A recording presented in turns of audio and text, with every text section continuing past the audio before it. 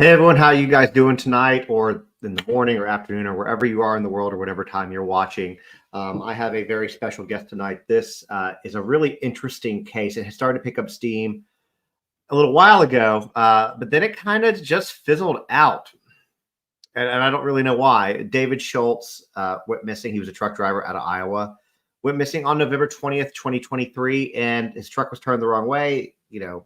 Like a lot of these cases we talk about, seemingly vanished into thin air, right? We're going to have his wife join us. She is running just a little bit behind, so I can talk for a couple minutes till she gets here. I don't have a bit of problem with that at all. So with that being said, since I have been told a lot that I'm not good at promoting stuff that I do outside of this, I'm going to just do that real quick. For those of y'all who aren't aware, I have a podcast. It is called 50 Words for Murder. You can get to it by going to justontiktok.com, which is scrolling across the screen there. And it used to be when I first started about once a month, but since we've been doing this a lot more often, I've been taking a lot of these interviews and pulling the audio for those of y'all who can't sit and watch them, but you want to know the information so you can listen to them in your car, your walk, whatever, that you're doing. So if you want to check that out, we definitely have some great episodes that were there prior to YouTube and even, since then. So please, go check that out.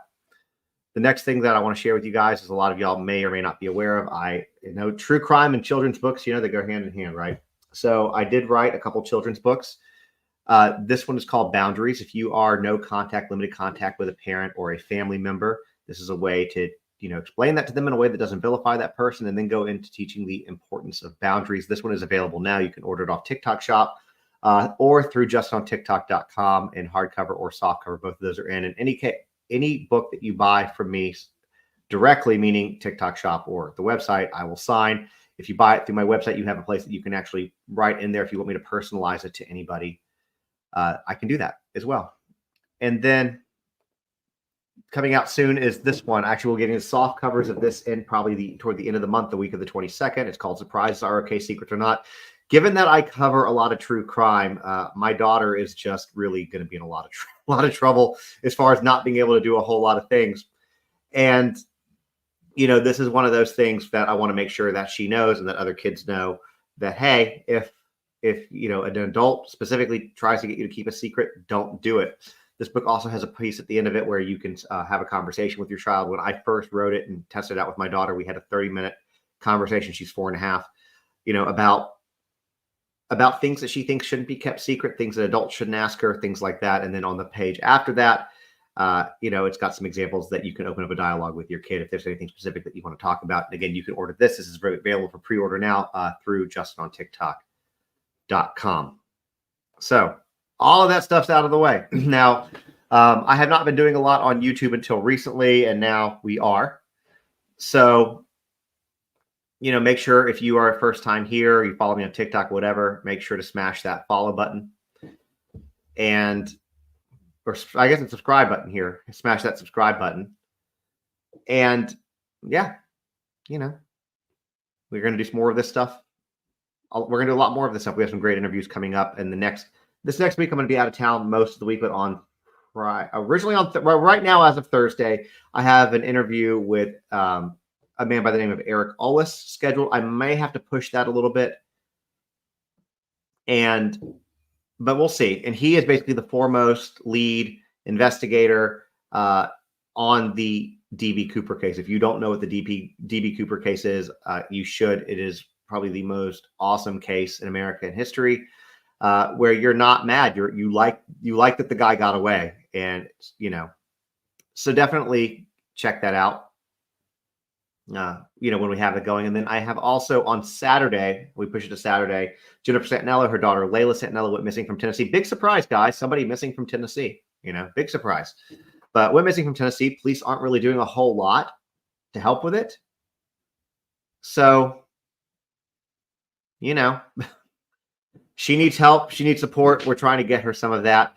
The other thing real quick I want to share with y'all, this is actually kind of some big news on something that we did the other day. If y'all were here for the interview that I did with Casey Robinson, her sister, Jennifer Wicks, and niece, Adriana Wicks, who was 2 years old at the time of their disappearance 20 years ago, police recently went and did a raid, served a warrant on the house, the property that she was last at, possibly in relation, possibly not in relation to the disappearance. We don't know. They've been very cryptic about that. But what we do know is that the father, not the father of Adriana, but the father of Jennifer's boyfriend, was arrested, and he's got a lot of charges against him. 45 charges, including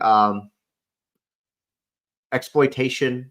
You know what kind of exploitation, y'all. You know what kind of a minor. 45 charges they hit him with today. So he's gonna be in jail for a while. Hopefully that ends up coming up for her. If you've not seen that interview, you can find that one.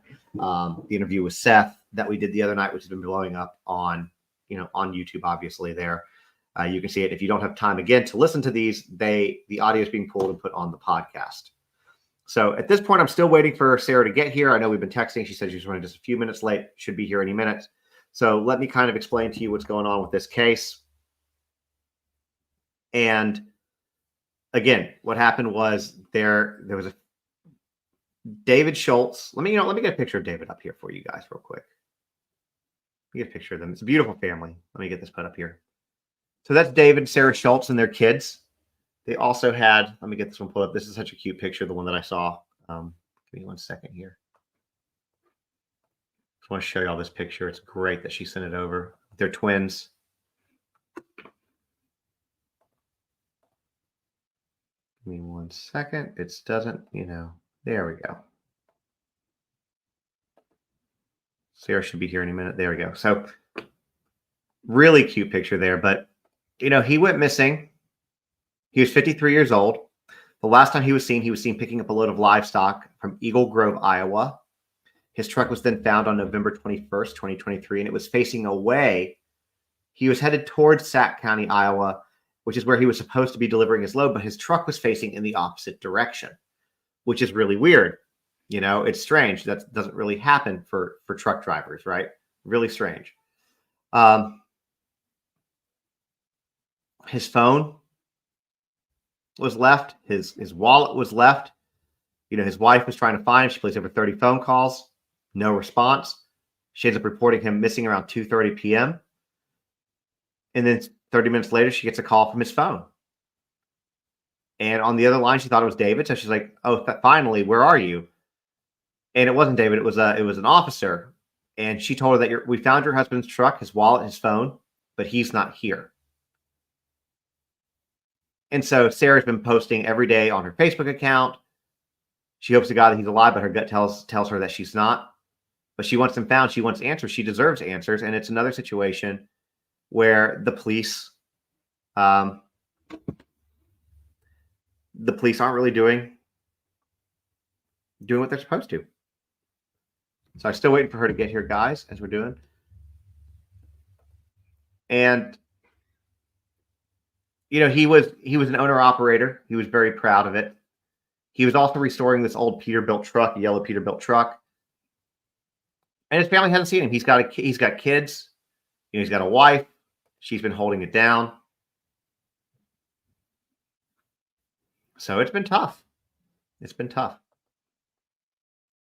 It's a case that it definitely needs a lot of attention, right? When it happened back in November, late November, at the end of the year, last year, it did pick up a lot of steam. It picked up a lot of traction. And then all of a sudden, it just disappeared. There was no more information there. About it. There hasn't really been a lot of updates since. And I know that Sarah and I have been, trying to connect. I'm glad we're finally able to do that. But she's got here, so let me bring her on. Hey, Sarah, how are you doing? I'm glad it's Friday. Yeah, I know we played tag on this. I'm so glad to get to do this for you because I know that it's not really gotten a lot of traction. And this has been a case, this situation, it's been one that's kind of stuck in my mind for months at this point. I know it has for you. And it's frustrating because it seems like it had a lot of steam and momentum, and then all of a sudden law enforcement and everything just kind of stopped with it. Yeah. Yeah. Well, I don't know if it's normal, but I didn't get much support from law enforcement but yeah, that's the state of it. It seems to kind of be the thing lately. If you follow any of these cases, which I'm guessing now, since you are unfortunately part of, for lack of a better word, a true crime story, you probably see a lot more of this, and you look at the cases that have been going on lately, and a lot of them are getting. Yeah, I know, It's and there's no book, for those of us in this situation on what to do or how to handle it. We're all going in blind usually, I would imagine. Um, but I see a lot of cases in, surrounding states, Iowa, Kansas, Nebraska, and some of them have been found, and things you don't even think of, like, if they find remains, I'll call the area, the county where it's at, and I'll call law enforcement and give them details about my husband and ask if it could be him. And I've done that 3 times now, and just it's crazy because I don't know if the police are checking. I can't talk to them anymore because I had sought counsel from an attorney, and now they said they won't talk to, I can't. It's legally, we can't talk to each other now, which didn't really change anything, unfortunately. It was like almost laughable when they told me that. Can they tell your attorney anything? Like, No, or will they? I can't talk about it really. So Okay, that's fair. Yeah, anything that you yeah, can't talk about, we want to respect your privacy on that. So if there's something you can't answer, just say, "Hey, I can't talk about that. That's part of the investigation," and we're totally cool to respect that. So yeah. But no, I haven't had any updates. I only talked to the sheriff twice. Once he interviewed me, and once was that update that he posted, I think December 9th. But I talked to him with my lawyer in my lawyer's office with my mom and Dave's brother and my father-in-law, and they just gave the update that they posted basically. And they did view the video that they had of the footage at the gas station. I couldn't watch it because I thought, first when I heard they had a picture, I thought I wanted to see it, and I saw it because I thought this isn't him, it's not him. And when I saw it was him, it was almost like looking at a ghost. So I couldn't watch the video. I wasn't meant. I couldn't handle it at that time, and I don't know if I still could. you're not alone with that. So a lot of people who are in the situation you are, they can't do it. One person I reference a lot because he and I have become pretty good friends is Joe Petito. I'm sure you're familiar with that name. And like there was recent footage that just came out about his daughter, and he told his wife, who is was Gabby's stepmom, "I can't watch this. You watch this. You tell me what I need to know." She just can't do Yeah, it. And it's that's too hard. now. I want to back up a little bit and introduce you. So you and Dave have 4 kids together, right? Is it 4? No, we Or is have it 2? 2. I had Okay, a daughter and a son previously, and Connor was in kindergarten. Sabrina was in like 3rd grade, I think, when Dave and I got together. And we knew right away we wanted to have children, but I'd already had my tubes tied after I had a boy and a girl. I thought I was done, and just basically because I got them tied because I'm so fertile. But so I did in vitro through my insurance covered it fully. I have really good health insurance awesome, through my work. And so as soon as we got married, within 2 months, we were going to appointments, and I was pregnant by March, and they put 2 fertilized eggs in, and I took 2 fertilized eggs. So, Dave, we really wanted kids. We went through that to have children. Um, I want to, accentuate that because he wouldn't have left his children ever. They they were his little ducklings. He brought him everywhere. He didn't like to be alone. He's very codependent. I People who think that he just walked off, he didn't just walk off. There's no way he walked off. Um, I I can't, and no one walks off without their wallet or their phone or their ID. He didn't just walk off. Do you want to share with them? So for people who don't know the story, I was talking to about a little bit before you came on, the basic gist of it, that he went missing November 20th, 21st, 2023. He was an owner operator. He had picked up a load of pigs. He was going ready to deliver them. I think I just read Sac County, Iowa. But when he was found, his truck was facing the opposite direction. You had tried to call him a bunch of times, to get no answer. And then finally somebody called from his phone. It was the police, and all of his stuff was there, and they basically said that he was not there. Is there anything that I missed out on that? No, not really. I mean, that's the gist of it. They found his jacket that he was wearing, along with in the pocket of his jacket, he had a pocket knife that he always carried, and some rags that he uses to clean himself up. And that was in the ditch across the road. And when I say his truck was on the road, his truck was on the road. It was not pulled over.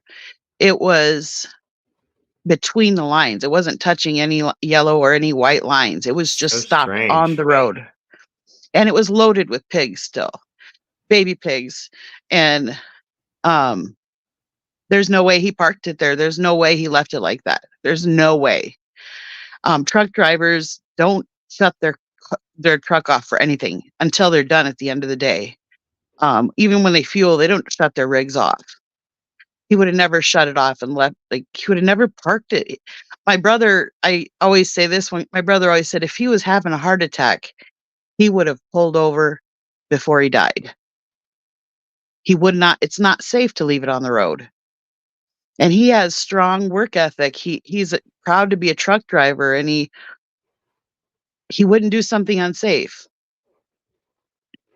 Yeah, my father-in-law is a truck driver, and they're some of the best drivers on the road, most of them. Yes. And you're 100% right. Where did he pick up the load from? The pig. Eagle Grove, Iowa. So it was about an hour and a half, maybe, I think. Was the distance. Easy trip. Yeah, and he'd already done it once before that day. This was his second load to that place. And how far away was he from drop off where the truck was found? It was probably less than 10 miles. So he was close then, but except it was the wrong direction. And also it's important to note, he knew what direction it was. He's from Sac City. He wouldn't have gone the opposite way. He was supposed to turn left at the exit, and the truck turned right. I say the truck when I don't think he was driving past the exit, because my detective said that the report said at the exit he turned right and drove, I think it was 3 or 4 miles, and it took something like 17 minutes. He would have had to been driving 13 miles an hour to do it in that amount of time. So I don't think he would. I've never thought it was him that parked it, therefore he wasn't driving it. I do think something happened at the exit. You have theories, and my theory is someone hit him in the back of the head. I don't know why. I just really feel like someone hurt him, and it went like someone hurt him bad, and then they freaked out and parked the truck and took care of him. That's my theory, because my husband would never not call me. If even without his phone, he knows my phone number. He calls me like he's probably I'm probably the most called wife at my work, because he depends on me a lot, because he's not home a lot. He's trucking, and he's not afraid to call me. He knows it's not a problem, and he's very codependent, like, to the point, like, I've used this example, true story. I took the kids to the water park this summer with the babysitter's daughter, and he had me paged at the water park to ask me where his razor was. That's hilarious. That's kind of funny. that's Probably annoying at the is, time. Yeah, I was like, "You gotta be kidding me. I know it's something stupid." And I called him. I'm like, "What do you need?" And where's my razor?" It's like it's laughable how codependent he is. I guess my point is we're, we're his life, literally. Like, he works and he comes home. That's it. He wasn't acting strange before. Um, I I'm confident that he didn't know anything was gonna happen because he was in such a big hurry. Joseph asked to "Daddy, gonna give me a kiss? Gotta go, buddy." If there was something going on, he would have made a point to say goodbye to them. He wouldn't have if he would have known it might be his last time seeing. You know what I mean? He didn't know. Nothing he wasn't involved in anything. Other, I don't other know. other than the Some video that you women were might. mentioning, sorry, I didn't mean to No, interrupt you. you go Go ahead. ahead. No, it's okay. Uh, Other than the video that you mentioned about the gas station, have there been any other video, surveillance footage, anything that might give any clues, Um, no, or that you? there was a picture at a DOT. I don't even know where the picture was at the it was a DOT camera, and that's the one I saw, and I thought it would be, not a good video quality picture, and I thought, "Oh, they're just guessing it's him." But in the picture, like, he's looking directly at the camera, and it's a driver's side picture. It's a clear picture of him. It was him driving. I couldn't see if anyone else he never had anyone else with him unless he took the boys with him. He never had like a co-pilot or whatever. But, he did take the boys all summer, but he didn't drive with anybody in his truck ever. Yeah, a lot of truckers are very weird about that too. They don't want to, So, Yeah. is there? What about the? Do they check the GPS on the truck, or did it have it? I'm guessing it did. No, his didn't have it. I think it was a Okay. '99, Oh, okay. and, it was I don't the he's been he's had quite a crazy life. He got this red truck that he was driving at the time of the incident because the blue truck he had got hit by a tornado. He was in it, and it was loaded. It Oof. picked him up and threw him into the ditch. Um, so that had happened the summer before, and he bought this custom truck from California, and he had also had another truck, a yellow one, and um, he got that. This is like his dream truck. It had like qualities that he wanted in a truck and I don't even, I'm not a trucker. I have my own job and I'm not into I'm like not into cars or semis or anything like that, but it was something he'd always dreamed of. So he bought this yellow truck and was fixing it up and was so close to having it to like literally like it needed a light bulb and some wiring, like it needed headlights and wiring. So, I mean, he had goals. It's not like he was depressed or running away from anything. He was, like, living his best life. We're better off than we ever have been. We're both very successful. Our kids are happy and healthy. This is something he always wanted. Um, I can't I can't say that enough. Like, some people think, "Oh, he was cheating on her." I've heard rumors that he cheated on me for a second time and my family took care of him. And it's laughable. Like, it's we I trusted we didn't lock our phones. I trust him with everything.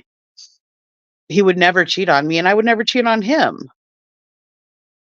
And then I've heard also that, oh, my brother did it, which I don't even know where they get that. Like, Dave got along with my family always. Even when we were going through hard times, every marriage goes through some hard moments, especially when you have children, and stepchildren involved. It's hard.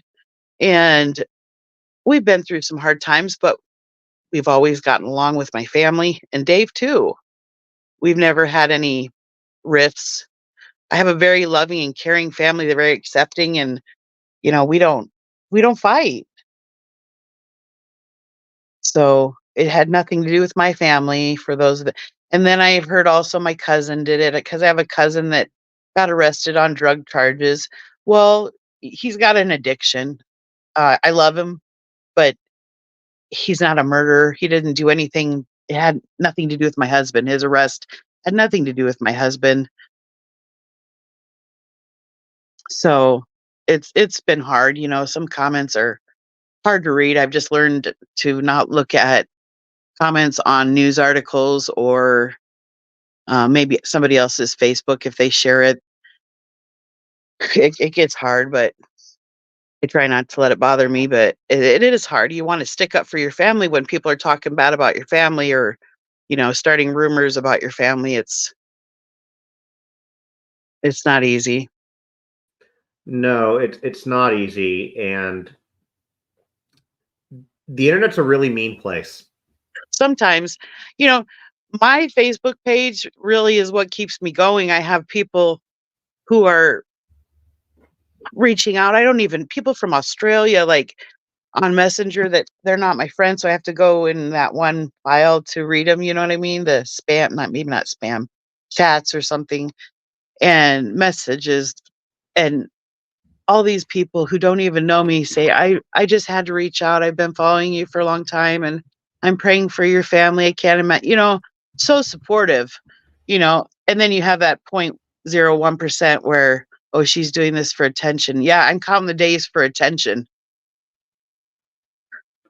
It's so they just want a reaction. And then it gets all my family worked up and my friends. Because, if this happened to one of my friends and someone said that, I'd be on there chewing ass, but they do that for me, and then it upsets me because my friends are upset, and it's not easy. No, Even it's it's not. been so long and still, like, You it's take your time. awful. I can't imagine what you're going through, and I want to kind of just let the people watching know. And here's the thing. Well, let me say a couple things first to you. Um, yeah, people on the internet can be really mean and really cruel, and I think that people have a tendency to forget that the true crime moniker doesn't mean that it's for their entertainment, and I think that people need to be reminded that there's real people behind this. There's real families, Children, children, children. You have kids my missing their children were, dad. yeah, and they didn't deserve this. Like, he was such a good dad. I mean, he wasn't home a lot, but when he was, he made it count. His little buddies, man, he'd tell them, man up, come on, boys, man talk. Schultz boys.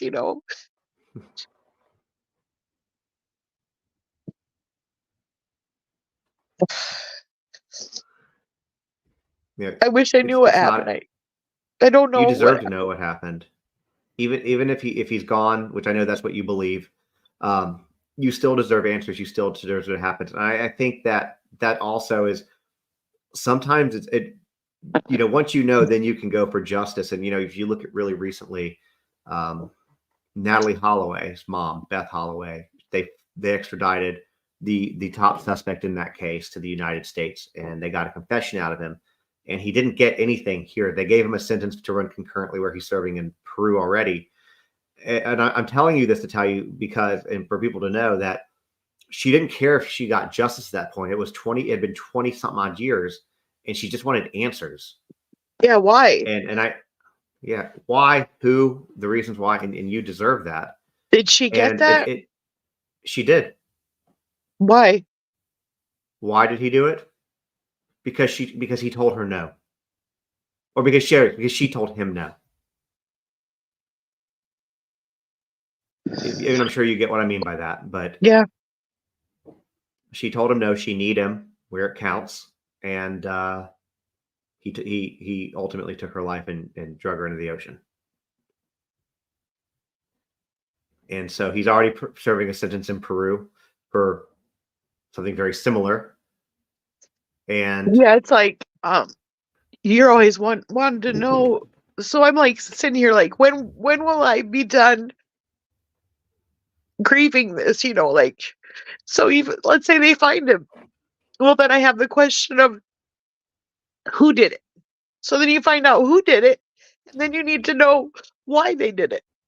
And it's still, even though it doesn't matter, it's like even when they find him, I might not have answers, you know? It might be a while for them to figure out, if they ever figure out what happened to him.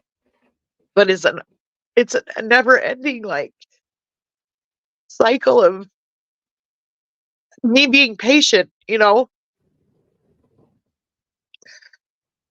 I think that it's a lot more than patience, and I think people realize that because you're holding down the fort with 4 children by yourself. What kind of support system do you have for you? Um, I don't have 2, I only have 2, my Oh, two. daughter Oh, and sorry. yeah, my daughter is 23, and no, she's 22, can't remember, and I have a grandson, and they're in Florida, and my oldest is 18, he's a senior, and he lives with his dad. We still, you know, talk, but he wanted to live with his dad. He never really got that chance when he was younger, and so when he was about 16, he went but it's only in Lakeview, like, it's not far. We're still basically in the same town. I mean, um, he graduates this year, and then I have my 2 boys, Isaac and Joseph, in 4th grade. And, it's hard, you know, like, I don't ever get a break in that, and that's fine. But what hurts, like, I know I can do it, you know, but they deserve a dad. I'm not a dad. I can't give that to them, and neither can their dad, no. And I work full time. I've been at my employer for this is my 18th year. I'm a safety coordinator, and I have great support, you know, at work and at home. So much. It's like I never could imagine, like, my community would, like, just surround me. It's so overwhelming, like, the gratitude I have. Um, I get cards in the mail, and people have donated money to my city bill. Like, I don't even have to pay my bill for probably 3 years now. Yes, they've got such a credit I'm glad for at the that. city. Yeah, and my, church has a piece in their bulletin every month asking for support for me, and I didn't ask them to do it, they just do it. And one of Dave's, the class below him sent me a bunch of things, and I've had, like, strangers send me plaques and, you know, this is, angel numbers 444.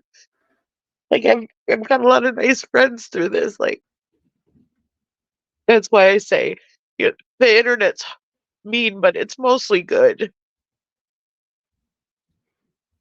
There are a couple people in here trying to give some advice and help. I'll show you this one right here. Do you know if you've reached out to Border Patrol or have you considered calling them? And No. I asked while you were talking if they could help because it was all Iowa and you're not near the border. And her answer, I'll show you what her answer was. It was, where'd it go? Because the story is very familiar to them, they might be able to help. So it might be another avenue if you're not getting it from law enforcement. Yeah, the United Cajun Just Navy had helped initially and is still helping. They came This guy reached out to me, Jake Rowley. He's another one that, like, he's just an angel because I wasn't getting anywhere, and, I wanted searches done, and the local law enforcement did search, but they have limited resources, so Jake reached out to me, and I said, "Yeah, I need help," like, because I don't know what I'm doing, and the next day, he had all these volunteers. I don't even know who they all are, but they ended up searching over 100,000 acres, and they did wow, find that's a lot. they found a missing, yeah, them, and what they did was, like, trained our local people on how to do it. They went in groups, so they had, like, a group leader, and then they assigned them certain areas. It was very organized and meticulous, and in doing this, they got more people to help with volunteer. They got people to sign on so they could be called in to help other searches in the future. So it's kind of a win-win. But they also found a missing man in Lytton. Um, he'd been missing longer than Dave. I didn't even know about it, and they found him during that search. So at least they found, you know, another missing person. That happens a lot of times with those searches. They end up finding Yeah, I heard something a lot about of the one people.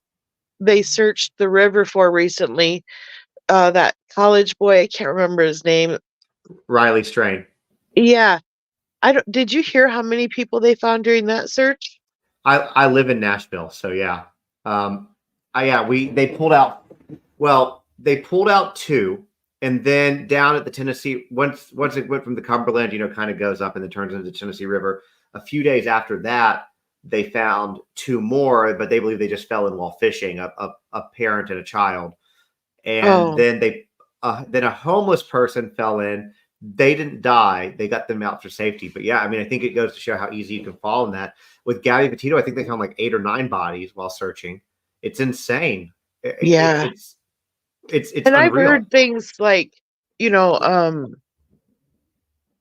human trafficking is bad on the coast, and then it's like just getting to the Midwest.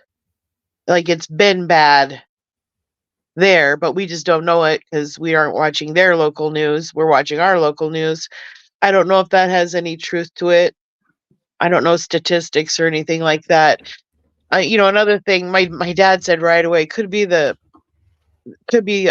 Mexican cartel or something. I don't know. It could be. I don't know. But why would they go after him if he was? It doesn't sound like he. I think I can tell you, he very likely wasn't a drug user. I would imagine you'll say no because you can't. You get tested as a truck driver, Well, so I don't think that he gets tested unless you're in an Okay, accident or something like that.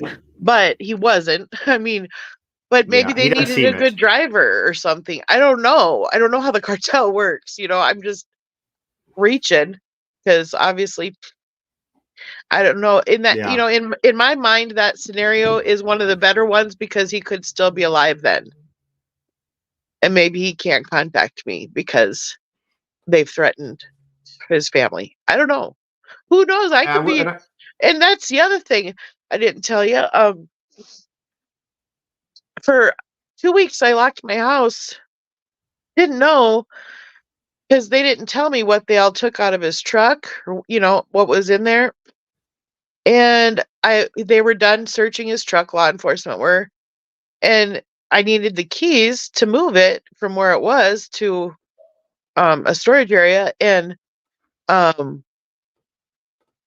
they brought me the one key, and I was like, "Where's the rest of the keys?" And he said, "This is the only keys we got." I'm like, he weird. keeps his keys in his pocket. So his whole key ring, our house keys, our car keys, all of the keys he's ever had in his life probably are in his pocket. So I've been locking my doors for nothing. Because if someone took him, they have his keys too. So I had to get all my locks changed in my house. It's just things you don't think of, until you're like, it dawns on you, like, oh, everything in his pocket isn't there either. I will say to confirm something that you said. Human trafficking has gotten real bad, specifically in Ohio. It's only a couple states over. I know Indiana, it's pretty bad in parts of Illinois, which is right next door to y'all. So it could it come into Iowa? I mean, you guys, bless you, you guys' population, isn't as high as a lot of those states, but could it filter in because they know that for those reasons that there's less law enforcement because less resources because you guys don't have. I would say that's plausible. Yeah, we don't But deal with Ohio is real bad. missing people a lot in this area. Um, our town has Lakeview, I think, has 1,100, and Lake under 1,000. Where I live, it's a For small close knit town, community. very very close knit.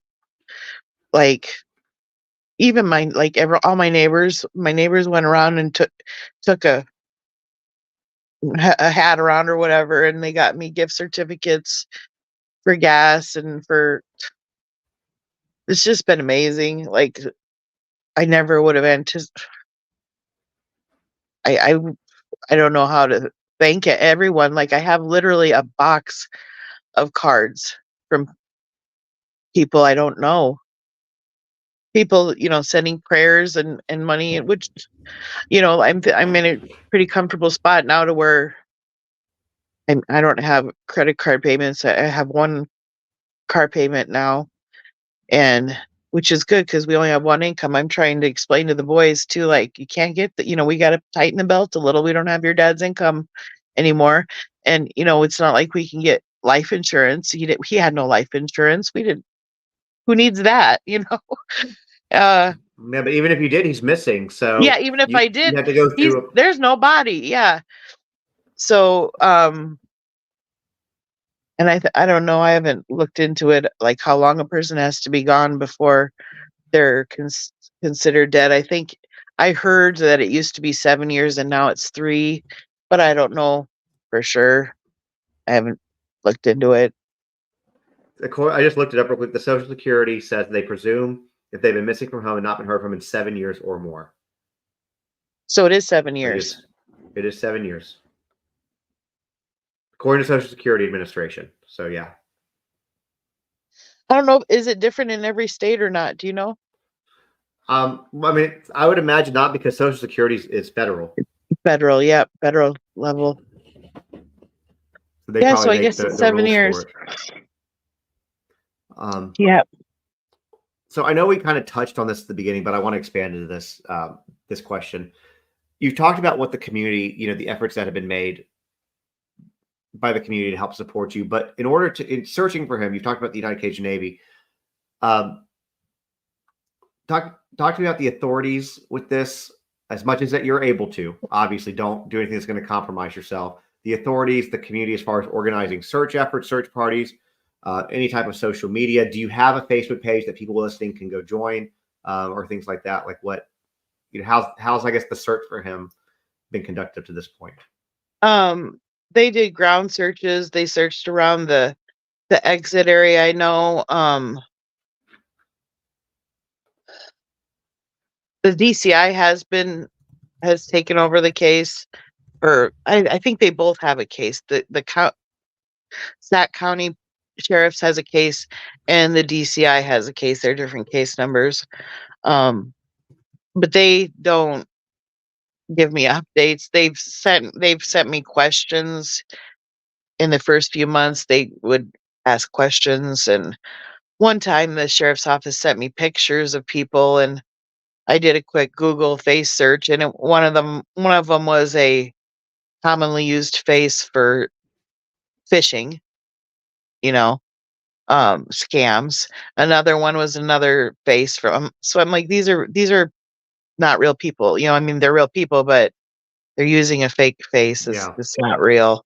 One of them was like I found it a Fox News article saying that this is the most used face for. So I don't know where they got those pictures from, or I don't know, but I haven't honestly had many updates. They do have a reward fund for him. I think it's at 28,000 right now. But 28.4, if I think 28.4.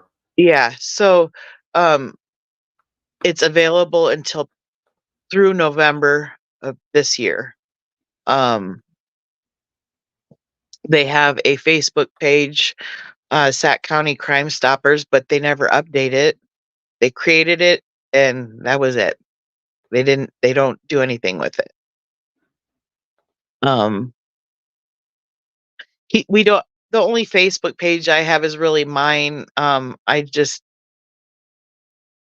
think someone else. I think there might be another, like Dave Schultz missing site. I'm not a part of that. I don't want to, just to protect my own mental health. I don't think I want to see what they're talking about. I don't know if it's good, bad, or ugly. I don't know anything. I don't wanna know. It's one of them things where it's not my Facebook page, so I kinda have to protect myself with it. But I have seen it come up in my, like, suggested groups, but I don't know who started it or who the members are or anything like that. I'm sorry, what was the other question? No, I mean, that was pretty much it. Was like, with law enforcement too, as far as searching. And I guess that could lead me to a second question and be like, when was the last time you did receive any tips or anything, or, are they still getting tips? Are they checking these tips out? Sorry, are you still there? Yeah, I'm still here. Yeah. Oh, Did you hear that? I was trying to go to my, yeah, I was trying to go to my messages or my gallery. I screenshotted a message because I do get tips, and a woman sent me one. I don't know where she's from, but it was her uncle who I'm trying to do this off my brain here, so bear with me. It's been a long week. Um, her uncle's a truck driver, and he stopped at an exit to go to the bathroom, and someone hit him in the back of the head, and he went down to a knee, and people like there were 3 people trying to rob him, and then a state patrolman seen it happening and stopped, like, he drove up and they ran off. I don't know if they ran off on foot or got away with a vehicle. I don't even know if this is true. I mean, I'm assuming it is because this woman said it was her uncle that this happened to, and he screenshotted me the guy's post, and, that was just yesterday, I think, last night, and, I forwarded it on to my detective because that's exactly what I think happened. I think he stopped at the exit. I don't know why he would have stopped, but he stopped maybe to go to the bathroom, maybe to check something. I don't know. Maybe something came loose. Trucks vibrate, things come loose. I don't know. But I think, or maybe they told him to get out. I don't know. But I feel like someone hit him in the back of the head and it went bad from there. But I don't know. I hope, I hope maybe that helps solve it. I don't know though. I've gotten I've talked to psychics, not recently, but I've talked to like 3, 4 different psychics, but nothing. I don't know that they have. I don't think they have anything yet. Honestly, I don't think anyone knows anything still. So do you know if there are any current, like if My they're cousin currently told making me. any efforts? My Oh, sorry. cousin told me yesterday that one of the policemen who or the detectives that was involved in this with like the that I met initially on the first day, um, he told him that he thinks he just ran off. And my cousin's like, "I think you're completely wrong." But I don't know if he was saying it to gaslight him or to try to make him say something maybe he might know or something like that. I don't know. But I was like, I'm hoping I'm hoping that he was just trying to get my cousin to say something, but I hope he doesn't think that because he's wrong. No, I don't get that. I think that people like to use that as a very easy answer, like, "Oh, they ran away."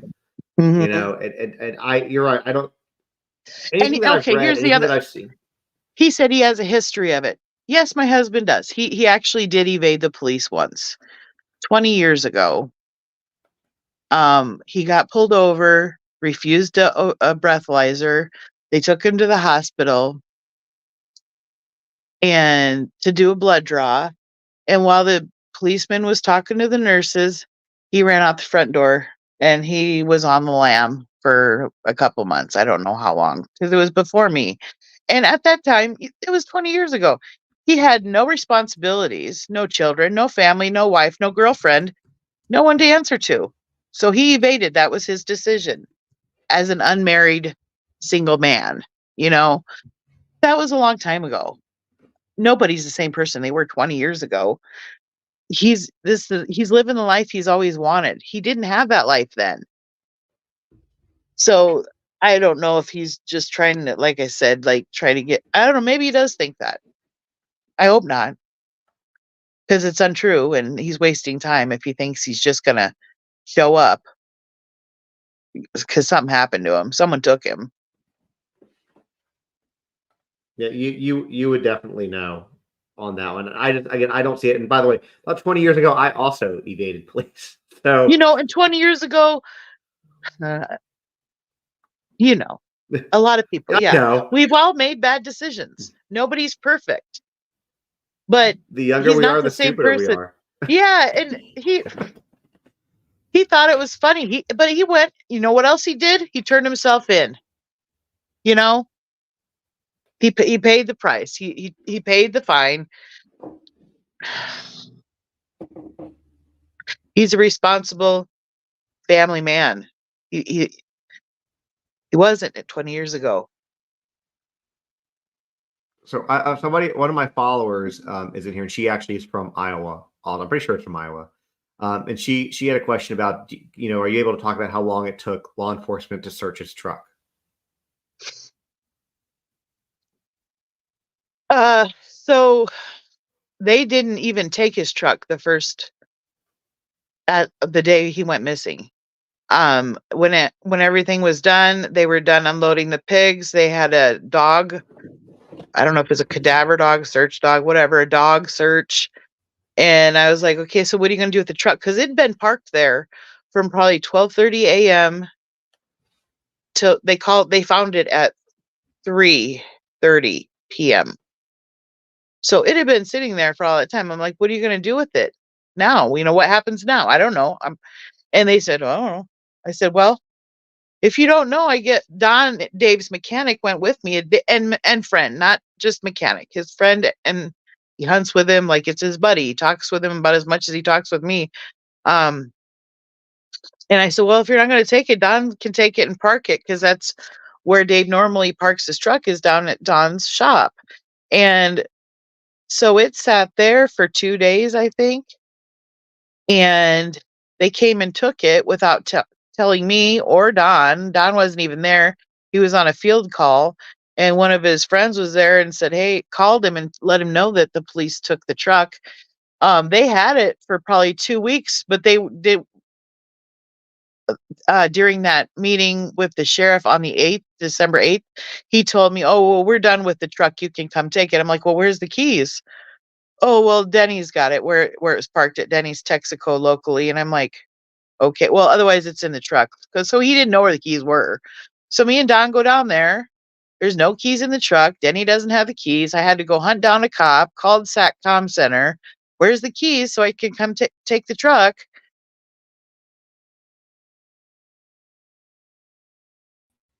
That's insane. Like, I'm not They trying didn't to know. laugh. It's not funny. But No, it's they didn't like, know where the keys were. What the fuck? makes you wonder how long. I see why she made it. This is a follower who's been with me for a while, and she even says, like, I know this would get you fired up when you talked about that. So, yeah, that's Yeah, it gets wildly my. unacceptable. So when they called Wildly me to tell me, unacceptable. so when they called me to tell me that they had the keys, that I could come get them, I said, I'm done for the day. You bring them to me. I'm done running around. And so they brought him to me in a specimen bag, which, ick, like, it doesn't make you feel like a victim when you know what I mean? I don't know. They need Just a HR little bit of training. compassion and common sense. Yeah. Fuck.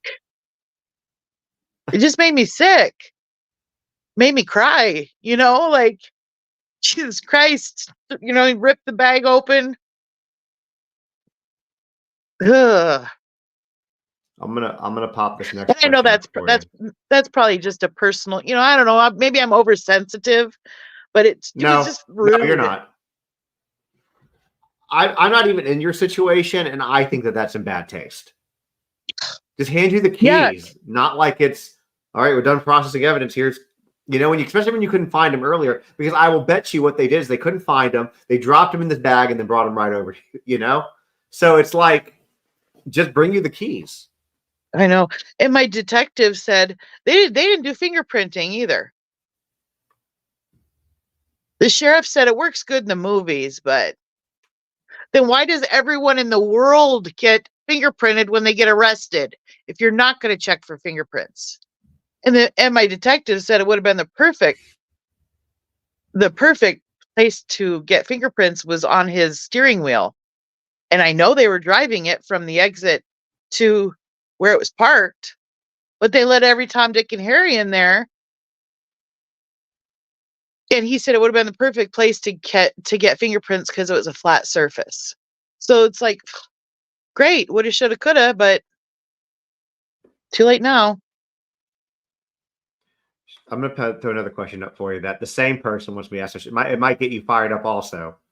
But I think that, here's the thing about this. And this is why I'm like, okay, because I think sometimes when you're dealing with investigations, you're dealing with law enforcement, and I'm not saying that all police, all law enforcement agencies are And I like don't think this. so either. Like, I respect them. But when it's, yeah, same. But when it's really, as somebody said, shoddy police work, it's just really like, it's like you're not even trying. I feel like that kind of stuff needs to be called out. So here is the question for you. Yeah, there Asking was a about the cigarette butt. There was a cigarette butt on the ground next to the driver's door when I got there, and my husband doesn't tell them I'll be down in about 3 minutes. My friend. Yeah. Sorry, one of my friends is here. But yeah, there was a cigarette butt on the ground next to the passenger side, and it was like, when you put it out and it bends into like an L shape. Yeah. It was like that. And I looked at it and I was in shock. But I thought, should someone pick that up? Like I remember like pointing at it and thinking in my head, but the words didn't come out. And I thought, oh, surely they know what they're doing. They'll bag that. But I don't know if they ever did. I don't know. Maybe it was because another guy had to get in his truck to start it, to unload the pigs. So it could have been that. Who knows? It wasn't quarantined off. There wasn't red tape around. I asked, can I get in the truck? And they said, yeah, go ahead. And then I put my hand up, and then I thought, this is a crime scene. Don't touch it. Because I thought, surely they'll fingerprint, But that was not the case. I lived in Texas, and when we first moved in, I had a car that got broken into, the stereo stolen, and the police came out in San Antonio and fingerprinted the car over a stolen stereo. Yeah. Well, I have to get going. I do have company now. Okay, but before you do, let me ask you this. I know you have. I just want to make sure. Well, first, one thing is, if you don't mind, they were asking in here while you were talking, especially for your kids, about an Amazon wish list. So if you want to get with your children and put something together, I know that they would like to do something for y'all. They've done this before, so I'll do that one. And the last thing, because I know you have to get going. What do you need? What do you need that we could help with, other than obviously the awareness? What can we do?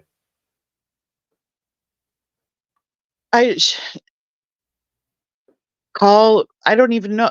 I don't even know what else can be done. Like everyone's called. People are like, get the FBI involved. Well, you can't just get the FBI involved. We found that out. Yeah. I don't know. State agency above the police, like we have the Tennessee Bureau of Investigation. Do y'all have something like that in Iowa? Yeah, the DCI, Department of Criminal Investigations. They're already involved. I don't know what they're doing. I haven't heard an update from them. I think they were betting on everything being on his phone. They still have his phone, but my husband was not electronic. He did not. The internet wasn't there when he was in high school. There was no internet. It wasn't invented yet. Well, it might have been invented, but we didn't have it. But he had to ask Joseph. Very new. He just got on Facebook last year in like January, and he there's nothing on his phone. He barely knew how to run it. So I don't know what I need, honestly. Maybe you can tell me what I need, because you interview people who are in my position, and I don't know many people in my position. I think that one thing that would, I'm not gonna say you need it because you've been doing this at this point, that could be beneficial, is somebody else who's kind of been in your situation to talk to. And so he's always very willing. I'm going to send you, when we get off, I'm going to send you Joe Petito's phone number and seriously call him. I He's will. Yeah. really good with it. And I think it helps with healing too. And he can't promise news interviews and stuff like that, but he can at least bring it up to certain people. He's got, as you know, his case was incredibly public. So, Yeah. but he's a That's why I good always said man. I don't think there's a how to deal with a missing person for dummies book, because No, someone should write one. Maybe that'd be, I don't know, a bunch of us could get together yeah. and write one. I don't want to keep you because your friend's there. So I'll go. But yeah, seriously, the Amazon. I'll text you, but the Amazon wish list for the kids or for you even, because I know they don't mind doing things for you too. You're holding a lot of weight on your shoulders by yourself, and so if we can make some of that a little bit easier for you, my community would definitely be happy to do that. And then yeah, I'll get you with Joe and definitely have a conversation. I think talking to And somebody who knows what you're going through can probably be really beneficial for both of y'all. and if people want to see updates, I do have my Facebook page is Sarah Bogue Schultz. I try to update every day. I've been missing a day here and there just because it's getting to be a lot, but I try because I know people worry if I don't post, and but I do. I'm counting the days till he's found, and I'm not going to stop.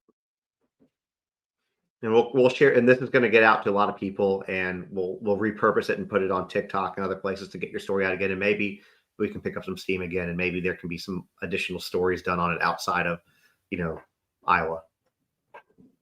That sounds good to me. All right. Well, thank you for coming on. I appreciate. I know we had a little bit of phone tag to make this happen, but I appreciate it, and I hope you have a good night. And we'll definitely be in touch. Thank you, Justin. Thank you. Have a good night. You too. I'm going to throw David's picture back up here again. It's a weird case, guys. It's a strange case. It seems like it was mishandled from the beginning. Not fingerprinting a truck, letting everybody up in it, not bagging evidence. It's just weird how it's like the police kind of come out there in some of these situations and say and like make their mind up on what happened, whether it's happened or not. And it's really trying when you're trying to go through some of this stuff. It's like she's failed. It's like, Riley Strain, they just made a determination and weren't going to do anything until the social media picked it up and started putting pressure. Sebastian Rogers, these are just recent ones. I think they treated it as a runaway at the very beginning for too long that they didn't bring in luminol. They didn't really search the house. They didn't really look outside of the dogs that they brought in. They would go through the house looking for Sebastian by like calling his name and seeing if he was somewhere in the house, but they didn't check the house forensically. So I don't know, guys. It's very, very frustrating. That's another good point. Somebody just mentioned that they called her from instead of sending an officer over, which is just sensitivity, to be like, hey, we found, call his wife from his phone. His phone could have prints on it too. And what do you do when they drop the ball? What do they do? What do you do when they've contaminated a crime scene?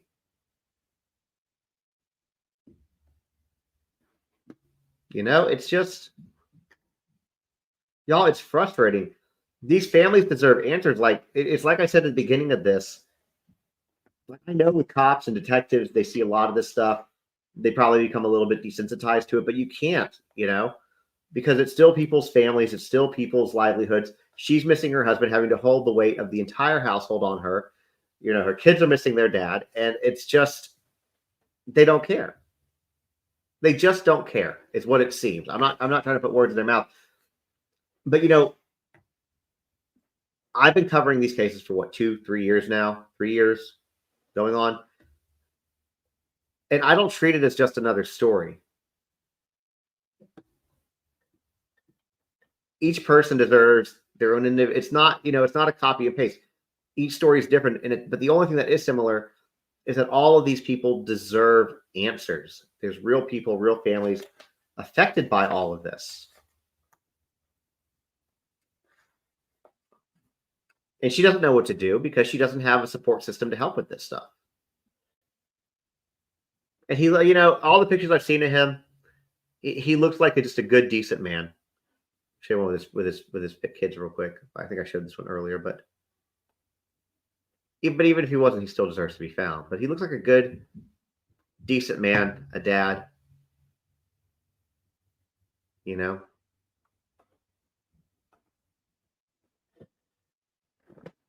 it's challenging.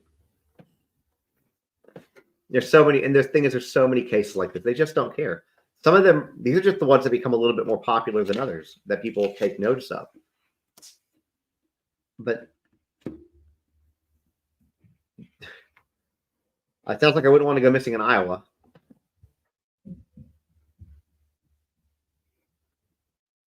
You know? Anyways, here's what I'm going to ask y'all to do. Okay? I'm going to ask y'all to share her flyer. I'm going to ask you to share the story, see TikTok videos. If you make TikTok videos, do that. You know, get the story out there. I mean, hell, you know, I don't care if you're on TikTok and you're a content creator, if you're a content creator here, snap pieces of the video, replay the video. It's not about me. All I ask is just drop credit because I'm trying to grow this channel. And the biggest reason I'm trying to grow this channel is because that way, when I do stories like this, there's more people that can listen and see it. So that's all I ask. I don't need credit. I don't need money. I don't need anything. I don't care about the views. I just want people to see these stories and try to help her, because if she's somewhere, if somebody knows, people, I'll say it every time. People don't just disappear, y'all. People don't just disappear. They are somewhere. In the entire history of mankind, there's only been 2 people to die outside, off of the earth. That's a different story for a different day. It's a very interesting fact of trivia. But there's only been 2. Everybody else has lived and died on the earth. So he is somewhere. So get it out there. Get his missing poster out there. You can donate. I'll put this back up real quick. You can donate to his, to his reward if you want to. This number on here is a little bit outdated. The reward is now up to, I think it's at 28,400 at last check. You can donate toward the reward.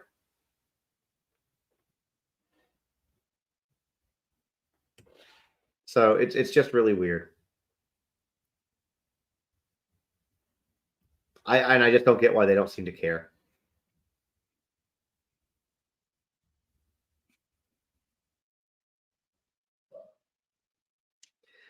Anyways, I'm going to call it for the evening. Please share this story. I'll probably replay it a little bit later as well, for those who didn't get a chance to see it. But it's sad, y'all. He seems like a good dude. He was, they tried. IVF isn't easy. It's typically expensive. I'm glad they had good insurance, but he wanted these kids. He didn't walk out.